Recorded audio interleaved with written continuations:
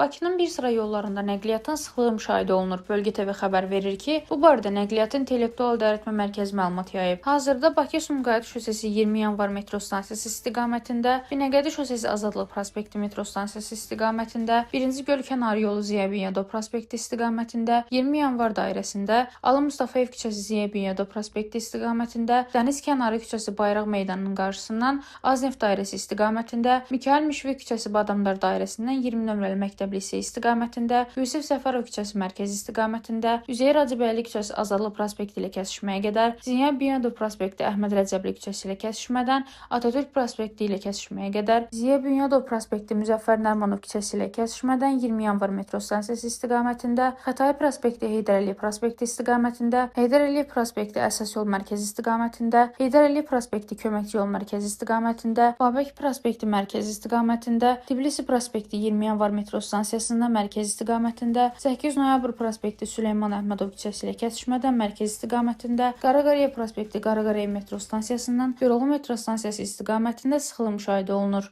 Rəna Rövşənqızı, Bölgə TV.